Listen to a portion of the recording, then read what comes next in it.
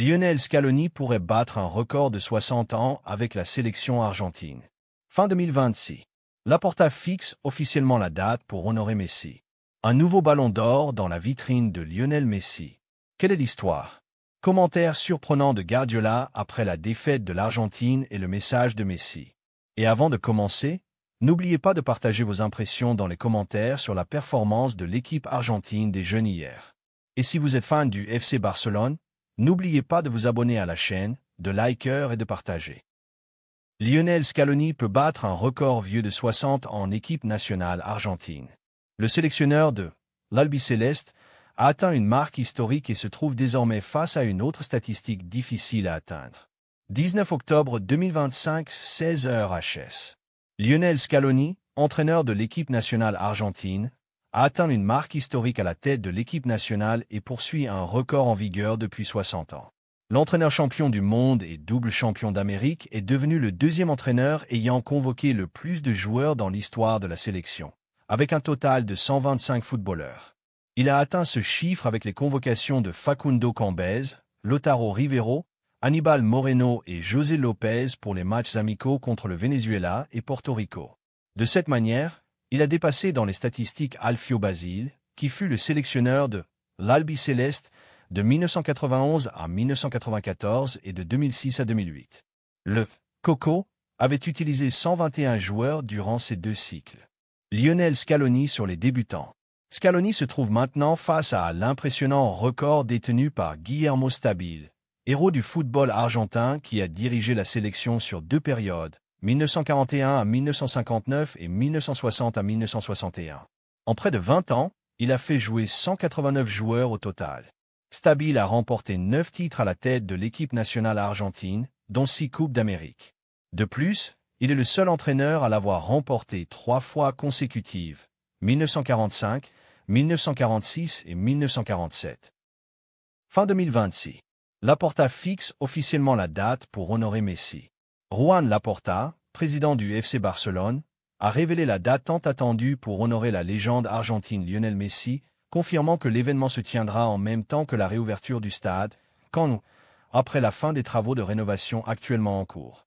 Le départ de Messi du Barça à l'été 2021 avait été un choc pour les supporters du club, son contrat ayant pris fin sans qu'un nouvel accord ne soit trouvé en raison de la grave crise financière qui frappait alors la direction.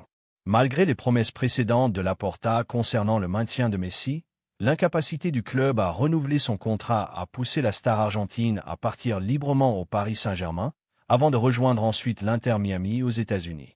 Laporta a déclaré au journal catalan Sport « Messi est le plus grand joueur de l'histoire, et nous avons hâte de l'honorer comme il se doit pour sa carrière. Comme je l'ai dit précédemment, nous prévoyons de réaliser cet hommage à notre retour au Camp Nou, et il est prévu que cela ait lieu à la fin de l'année 2026. Tout le monde au club attend ce moment avec impatience. Un nouveau ballon d'or dans la vitrine de Lionel Messi. Quelle est l'histoire? L'Argentin Lionel Messi, star de l'Inter Miami, a mené son équipe à la victoire contre Nashville 5-2 samedi soir, assurant ainsi la qualification pour les phases finales de la Major League Soccer, après avoir inscrit un triplé qui a scellé la course au ballon d'or de la compétition. La star argentine arrivait au dernier jour de la saison régulière en tête du classement des buteurs avec 26 buts, avec 2 de plus que le Gabonais Denis Bouanga, joueur du Los Angeles FC. Cependant, la légende, vainqueur de la Coupe du Monde 2022 au Qatar, a terminé la journée avec 29 buts en 28 matchs, remportant ainsi son premier ballon d'or en MLS, selon le site officiel de son club. Avec ce succès, Messi renforce également ses chances de remporter le titre de meilleur joueur de la saison pour la deuxième fois, après une performance exceptionnelle qui a permis à l'Inter Miami de terminer 3e dans la conférence C. L'Inter Miami affrontera à nouveau Nashville lors du premier tour des playoffs de la MLS Cup, qui débuteront vendredi prochain, le 24 octobre. Éloges de Mascherano. L'entraîneur de l'équipe, l'Argentin Javier Mascherano, a déclaré lors de la conférence de presse après le match. Que puis-je dire sur Léo? Il a été exceptionnel aujourd'hui, comme toujours. Il remportera sans doute le titre de meilleur joueur de la saison pour ce qu'il a accompli. Il a ajouté « Je suis heureux pour lui car il nous a encore aidé à gagner le match ». De son côté, le défenseur de l'Inter Miami Yann Frey a salué Messi après que ce dernier ait inscrit son deuxième triplé en MLS, Il est très clair que Messi nous donne un avantage chaque soir, et il n'y a pas de mots pour décrire son impact. Messi a ouvert le score pour l'Inter Miami avec une superbe frappe de l'extérieur de la surface, 35. Mais l'Anglais Sam Surridge a égalisé de la tête, 43, avant que le Canadien Jacob Schaffelbourg ne marque le deuxième, 45+6.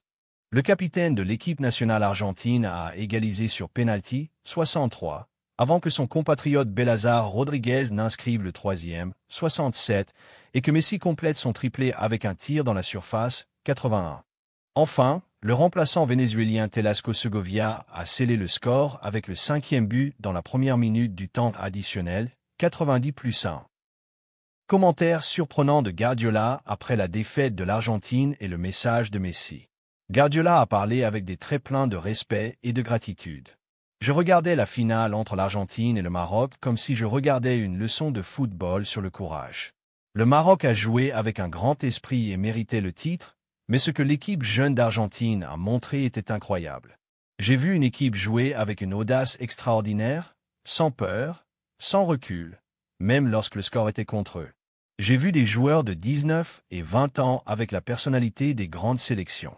Ce n'est pas un hasard, c'est le fruit d'une culture footballistique qui s'étend sur des décennies.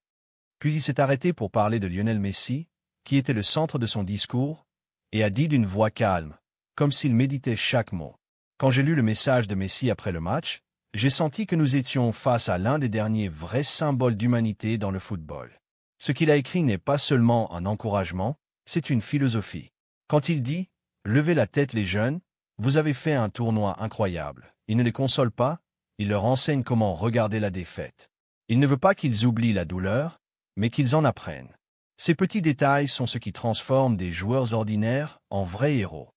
Guardiola a ajouté avec un mélange d'admiration et de tristesse. Messi sait ce que ce moment signifie. Il l'a vécu de nombreuses fois, dans des finales qu'il a perdues avec l'Argentine et avec Barcelone, mais il revenait toujours. C'est ce qui le rend différent. Pas seulement parce qu'il est le meilleur techniquement de l'histoire, mais parce qu'il sait se relever et comment inspirer les autres à se relever avec lui. Le message qu'il a écrit pour les jeunes joueurs reflète son expérience, ces années où le monde était contre lui et où il est revenu pour faire l'histoire. Pep a ensuite longuement parlé de la valeur de l'inspiration dans le football. Dans chaque génération, il y a quelqu'un qui enseigne aux autres le sens de l'esprit. Pour moi, Messi aujourd'hui n'est pas seulement un joueur, il est une idée. L'idée que la persévérance est plus forte que le résultat et que la beauté n'a pas besoin d'un trophée pour être reconnue. Quand il envoie un message comme celui-ci, il ne s'adresse pas seulement aux jeunes Argentins, mais à tous les jeunes dans le monde qui rêvent de devenir joueurs. Voilà la grandeur de Messi. Il parle avec le cœur et tout le monde le comprend, d'un enfant dans un petit village en Argentine à un jeune en Afrique, en Asie ou en Europe. Il a ajouté avec un sourire calme. J'ai passé de nombreuses années à entraîner Messi et j'ai vu comment il gère la victoire et la défaite.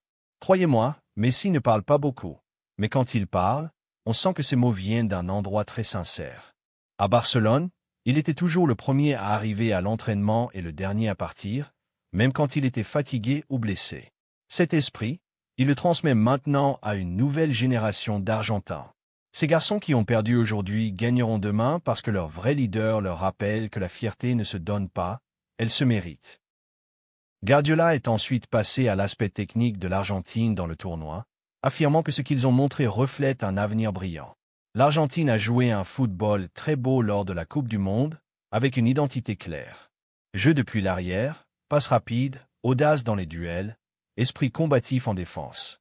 C'est sur cela que se construit l'avenir. L'équipe peut perdre un titre aujourd'hui, mais la façon dont elle joue est plus importante que n'importe quel résultat. Cette génération, si elle continue avec cette mentalité, rendra à l'Argentine sa grandeur pendant de nombreuses années. Et je suis sûr que Messi le voit, c'est pourquoi il était fier de malgré la défaite. Il a ajouté avec un enthousiasme évident en expliquant son point de vue sur la relation entre les générations. Chaque génération a besoin de quelqu'un pour l'inspirer. Messi a inspiré cette génération tout comme Maradona a inspiré la sienne auparavant. Tous deux ont perdu avant de gagner. C'est l'histoire des vrais héros. Il n'y a pas de gloire sans douleur. Et quand ces jeunes voient que Messi a suivi le même chemin, ils apprendront que la défaite n'est pas la fin, mais le début. D'une voix calme et caractéristique, Pep a poursuivi. Ce qui rend le football beau, ce ne sont pas seulement les buts ou les titres, mais ces moments humains qui laissent une empreinte. Messi n'était pas sur le terrain aujourd'hui, mais il était présent avec son cœur et son esprit. Ces mots ont été plus puissants que n'importe quelle analyse tactique, car ils ont redonné du sens à ce que beaucoup avaient perdu dans le professionnalisme, l'humanité. Nous avons vu un joueur légendaire mettre de côté toutes les lumières de la gloire pour dire aux jeunes de son pays « Vous êtes notre fierté. Voilà le Messi que je connais ». Guardiola est resté silencieux quelques secondes après son discours, puis a ajouté avec un sourire sincère. « Croyez-moi, dans le football comme dans la vie, ce n'est pas le championnat qui fait l'histoire, mais les messages qui restent après que les lumières se soient éteintes. Et le message de Messi restera longtemps, car il vient d'un cœur qui sait exactement comment donner sans rien attendre en retour. » Ainsi s'est terminé le discours de Pep Guardiola, laissant une forte impression à tous, montrant que le football peut encore inspirer et purifier les âmes, tant qu'il y a des personnes comme Lionel Messi et des entraîneurs comme Pep Guardiola qui savent lire la beauté même dans les moments de défaite.